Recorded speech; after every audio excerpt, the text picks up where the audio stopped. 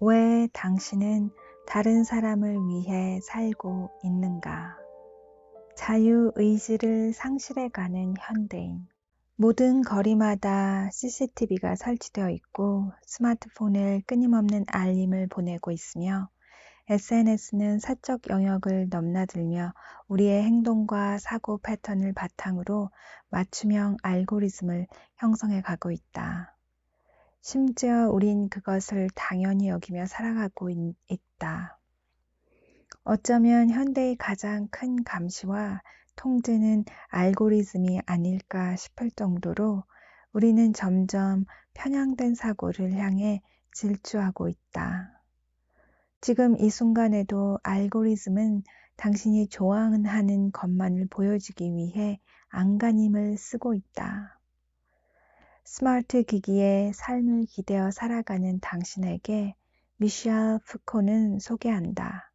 흔히 질들웨즈, 자크 데리라와 더불어 20세기 구조주의 인문학에서 가장 중요한 인물 중 한 명으로 손꼽히는 그는 1975년 감시와 처벌이라는 저서를 통해 개인과 사회관계를 권력이라는 키워드로 해석하였는데, 그는 우리를 감시하는 거대한 눈을 파논티콘이라고 불렀다. 사람들은 파놉티콘의 감시를 받으며 세상 속에서 살아가고 있다는 것이 그의 주장이다. 외부의 파놉티콘에 대해서도 충분히 이야기할 수 있겠지만 현대시대의 가장 큰 파놉티콘은 CCTV가 아닌 우리의 습성이다. 우리가 스스로를 감시하고 끊임없이 가두고 있다는 것이다. 아니, 우리가 스스로를 끊임없이 감시하고 있다니. 도대체 이게 무슨 말일까? 도리어 전보다 더 강렬한 자유를 추구하고 있다고 말해야 하는 게 아닐까? 여기서 자유의지의 아웃소싱이라는 개념을 언급하지 않을 수 없다. 당신은 당신의 의지를 어디에 두고 살아가고 있는가? 네덜란드의 철학자인 요한 하위징하는 호모 루덴스라는 이름으로 현대인을 정의한다. 즉, 현대를 살아가는 인간은 유희하는 인간이라는 의미다.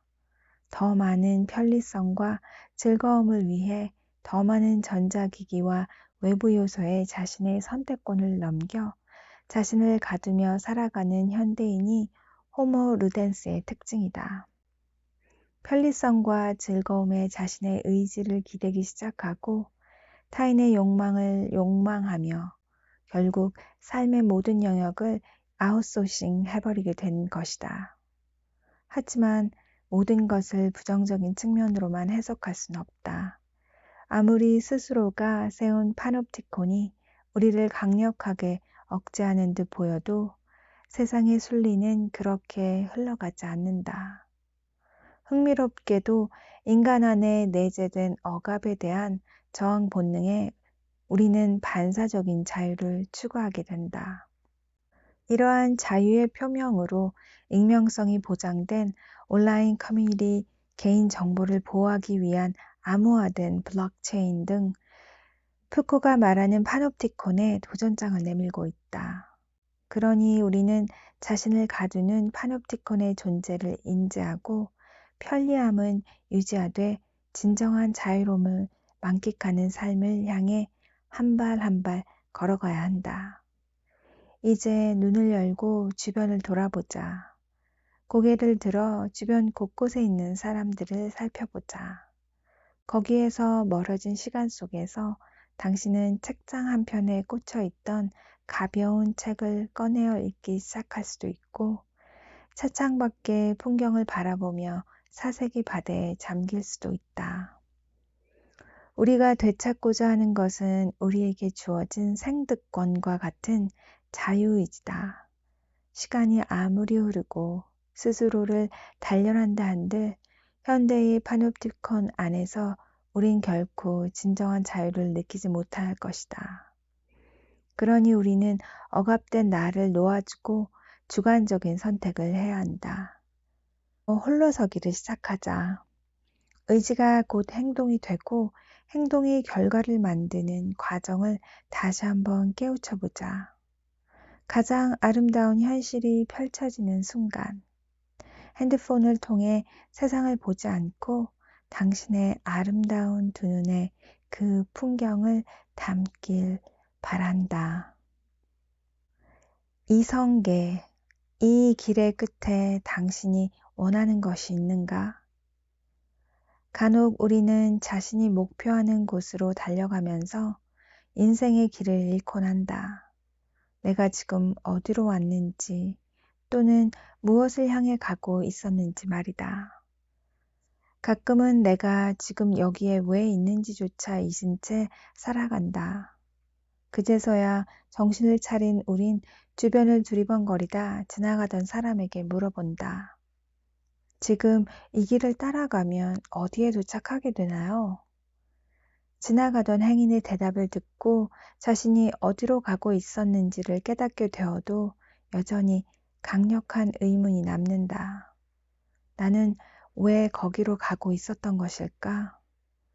이 질문에 대한 답은 지나가던 행인이 알려줄 수 없다. 오로지 자기 자신만 알고 있으며 스스로가 내려야 한다. 대다수의 사람은 여기서 깊은 갈등에 빠진다. 멈춰서 돌아갈까? 아니면 우선 도착해서 생각해 볼까? 갈등이 아무리 심화된다 하더라도 다시 돌아가는 사람은 거의 없을 것이다. 이미 멀리 온 것 같고 돌아가는 것 또한 쉬워 보이지 않기 때문이다. 처음으로 돌아가면 남들보다 한참 뒤처질 것이라는 두려움도 스멀스멀 피어오른다. 우리는 그렇게 스스로 목표를 설정하는 것이 아닌 목표에 끌려 자신도 모르기는 어디론가를 향해 계속 걸어가게 된다. 조선을 건국한 태조 이성계는 끌려다니는 삶을 극도로 경계했다. 그는 이런 말을 남겼다. 화살이 관역을 찾아가는 것이 아니라 활 쏘는 이가 관역으로 화살을 보내는 것이다. 실제로 이성계는 함흥차사라는 사자성어를 만들어냈을 정도로 굉장한 명궁이었다. 태조실록에 의하면 이성계의 아버지가 그가 쏘는 활을 보고 사람의 활이 아니다 라고 말할 정도로 칭찬했으며 신궁이란 별명을 가졌을 정도였으니 그의 실력은 가히 최고라 해도 과언이 아닐 것이다. 그래서인지 그는 삶을 궁도에 비유하며 스스로가 활을 쏘는 사람임을 잊지 말아야 한다고 강조했다. 오랜 시간이 흘렀음에도 이성계가 남긴 말은 여전히 좋은 귀감을 준다. 현재를 살아가고 있음에도 불구하고 자신이 설정한 목표에 잡아먹혀 버리는 사람들이 있다. 그뿐만 아니라 타인이 설정한 목표에 인생이 삼켜져 버린 사람들도 정말 많다. 이성계의 표현을 빌리자면 관역을 향해 쏘아지는 화살에 불과한 인생을 살고 있는 것이다. 앞서 전에 비유한 우리가 한 가지 함께 짚고 넘어가야 하는 부분은 첫 목표와 중간 목표와의 비대칭성이다. 쉽게 말하면 목표의 참된 본질을 이해하기 어려운 상태에서 목표를 설정하게 되면 중간에 길을 잃을 수도 있다는 점이다. 위에서 말했던 행인과의 대담처럼 본질을 잊고 걷던 사람은 스스로가 어디로 향하는지 혼란스러워하기 시작했다. 그러니 길을 잃지 않기 위해 중간중간 목표를 재점검하는 일은 필수적이라 볼 수 있다. 자, 이제 우리는 활을 쏘는 사람이 되어 진정한 목표를 생각해 볼 준비가 되었다. 당신이 현재 가진 목표는 무엇인가? 그리고 그것을 통해 궁극적으로 무엇을 성취하고 싶은가? 어떤 삶을 지향하는가? 어떤 삶을 꿈꾸는가? 여전히 많은 사람들이 길을 잃고 있다. 나도 모르게 방향을 잘못 틀어 주객이 전도돼 버린다. 사랑하는 딸의 행복을 위해 돈을 벌러 나간 홀어머니는 하루 16시간씩 일하다 결국 외로워진 딸아이의 일탈을 막지 못하거나 소설 운수 좋은 날의 김첨지처럼 운수 좋게 장거리를 뛰게 되어 돈을 많이 벌게 되었지만 집에 돌아오니 아내가 굶어 죽어버린 상황 등 우리 일상에는 정작 목표와 바라는 것 사이의 괴리를 극복하지 못하는 상황이 종종 일어난다. 이런 문제는 두 가지 습관을 통해 쉽게 해결할 수 있다. 첫 번째, 일기를 쓰기를 바란다. 자신의 생각을 정리해보며 오늘 내가 살아왔던 것과 그간 내가 살아온 삶의 방향이 일치하는지 되짚어 볼 필요가 있다. 일기는 삶을 다시 돌아볼 수 있고 또 글을 통해 생각을 정리할 수 있다는 점에서 매우 유익하다. 두 번째, 매일 아침 5분간 고요한 명상 시간을 가져보자. 하루를 시작하기 전 아침의 시간은 매우 귀하다. 우리가 목표와 길을 잃는 이유는 생각 정리 없이 마구잡이로 앞서가기 때문이다. 하루 단 5분만이라도 생각을 정리하고 달릴 수 있다면 주객 전도가 되는 일을 막을 수 있을 것이다. 니체, 주어진 만큼 책임지는 법을 익혀라. 책임이라는 단어가 꽤 무겁게 느껴지는 세상이 되었다. 과거의 좋은 리더는 남들보다 더 많은 지식을 가지고 있거나 카리스마 있게 집단을 통솔할 수 있을 만한 능력을 지닌 사람을 칭했다면 현 시대는 남들보다 더 많은 책임감을 지닐 수 있는 희생적인 사람을 꼽는다. 책임감이란 정말 무거운 가치다. 심지어 자신이 짊어져야 할 무게만큼이나 타인의 책임까지 함께 짊어져야 하는 경우라면 단순히 한 명의 무게가 더해지는 것 이상의 무게가 늘어난다. 독일의 철학자 니체는 책임의 중요성과 무거움에 대해 이렇게 언급한 적이 있다. 자기 책임을 방기하려 하지 않으며 또한 그것을 타인에게 전가시키려 하지 않는 것은 고귀한 일이다. 남에게 책임을 전가하지 않은 것은 고귀한 일이라 표현한 만큼 니체는 책임지는 행동이 어렵고 대단한 것이라 여겼다. 과연 책임감의 무게에 대해 제대로 아는 사람은 주변에 몇이나 될까? 우리 주변에 흔히 책임을 대하는 두 가지 분류의 사람이 있다. 첫 번째는 책임져야 하는 자리를 두고 망설이는 사람.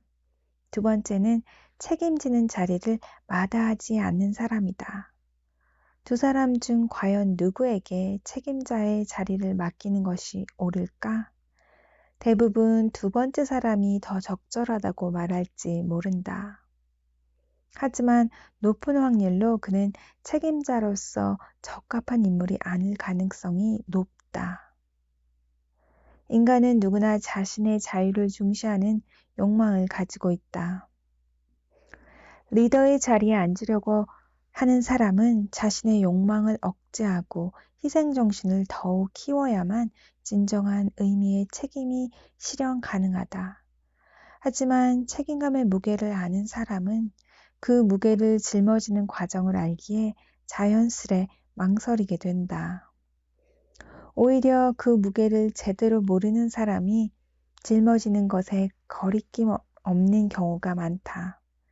또한 어떻게든 책임을 지지 않으려는 태도와 자신과 무관한 것들까지 무분별하게 책임을 짊어지려는 태도는 모두 좋지 않다.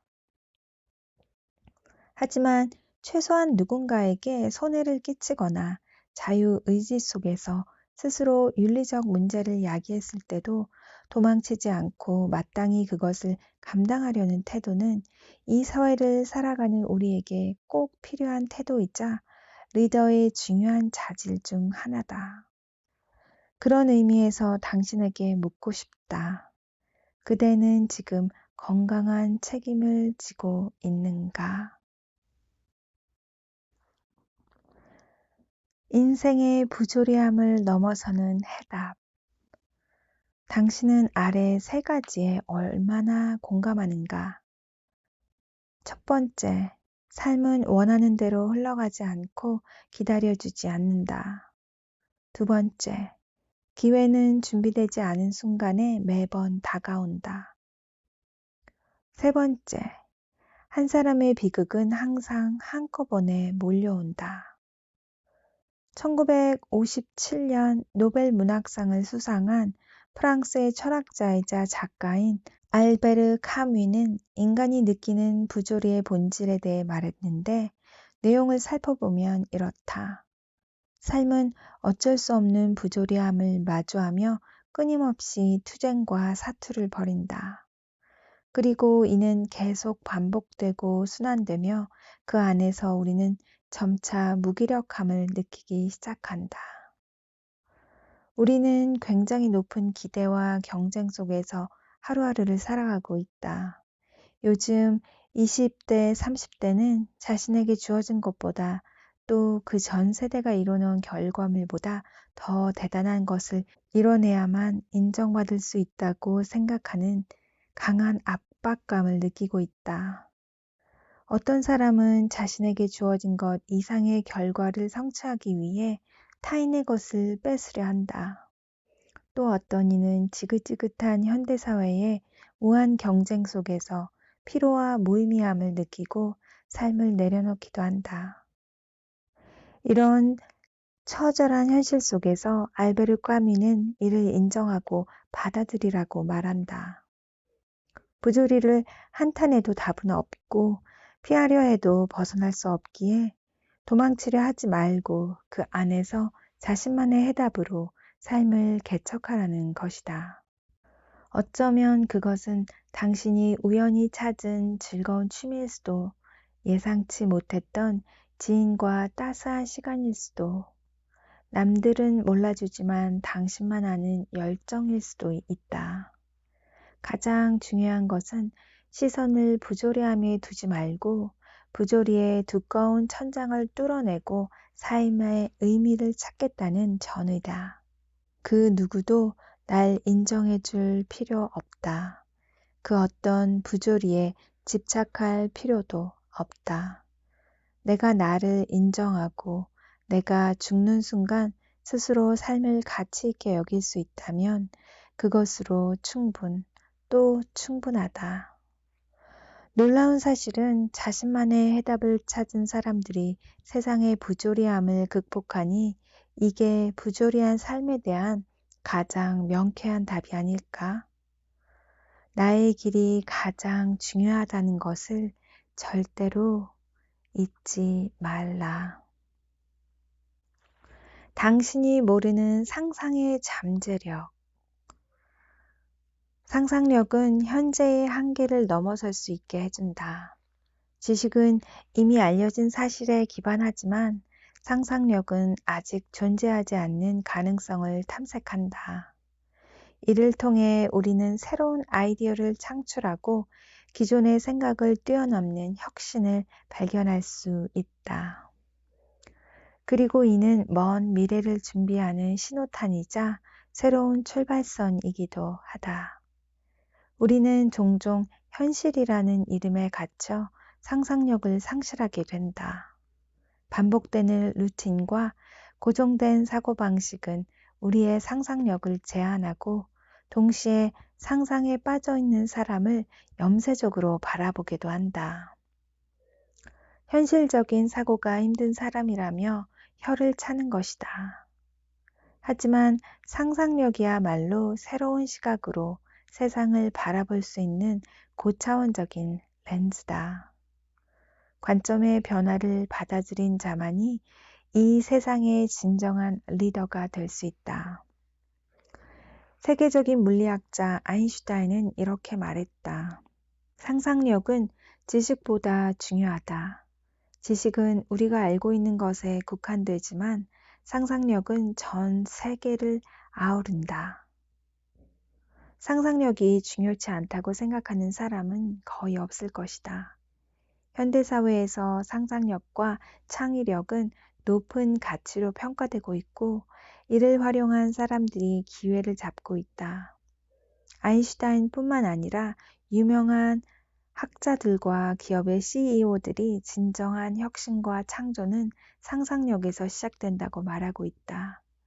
누군가는 아무것도 없는 황무지를 바라보며 미래의 도시를 상상하고, 누군가는 머릿속으로 그리고 상상하던 것을 컨텐츠나 제품으로 만들어 고객의 열렬한 환호성을 받는다.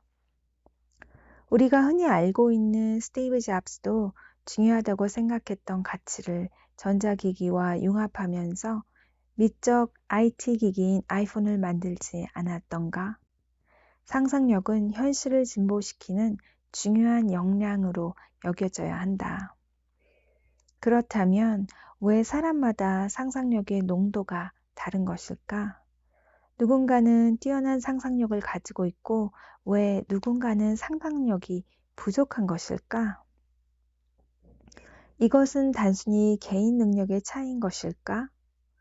정신분석학자 프로이드는 억압된 자아와 상상력은 긴밀한 관련이 있다는 주장을 했다.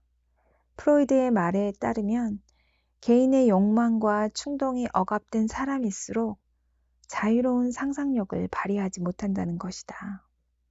일시적으로 억압된 욕망이나 감정, 도리어 폭발하는 듯한 과도한 감정의 흐름은 상상력의 재료로 활용될 수 있지만, 순전히 억압된 상태에서는 상상력을 구현하기가 어렵다. 이에 더하여 그는 자신의 정체성에 대해 깊이 있게 고민하지 않은 사람일수록 상상력이 부족하다고 말했다. 뒤집어 말하면 자신에 대한 탐구가 깊은 사람일수록 소유한 무의식과 창의적인 잠재력을 충분히 활용할 수 있다는 것이다. 아인슈타인과 프로이드의 말이 우리에게 시사하는 바는 명쾌하다. 상상력은 절대 상상 속에서만 존재하는 유니콘이 아닌 누구나 할 수 있는 현실적 요소라는 점이다. 요즘 흔히 이야기되는 나다움이라는 것이 이제 점점 진부해진 용어가 되어가고 있지만, 그럼에도 불구하고 나에 대한 이해는 상상력의 기본적인 발판이 되어주는 새로운 세계, 즉 내가 바라는 현실을 구현해 줄 수 있는 최고의 도구다. 반드시 기억하자.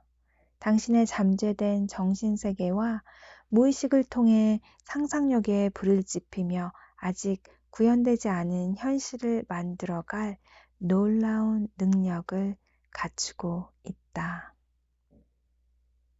톨스토이, 산만한 삶에는 몰입이 없다. 우리는 매번 똑같은 옷, 똑같은 헤어스타일을 고수한 채 대중 앞에 등장하는 성공인을 보곤 한다.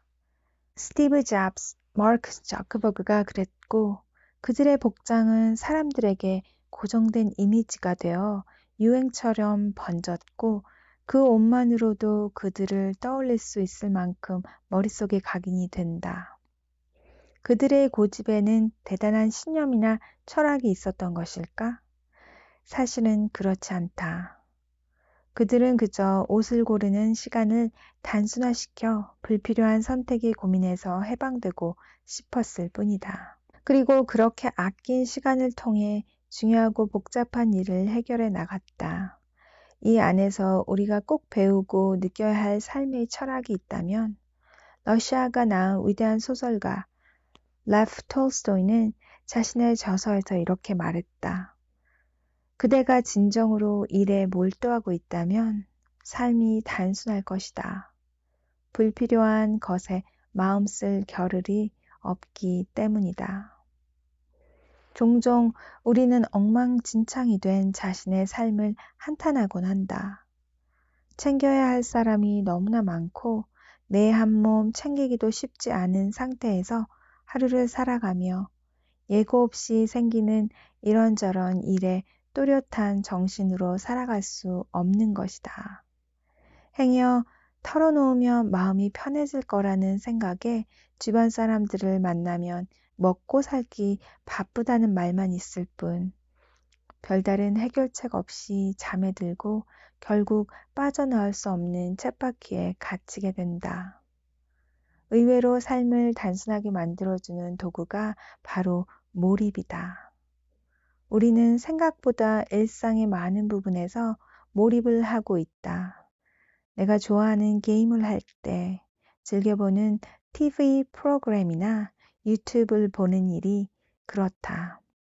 또한 사랑하는 사람과 함께하는 시간 등 시간이 다른 방식으로 흐르는 듯한 느낌을 받을 때가 종종 있다. 1시간이 지났음에도 5분처럼 느껴지는 것이 바로 그것이다. 이런 몰입이 바로 톨스토이가 말한 불필요한 것에 마음 쓸 겨를이 없는 삶이다.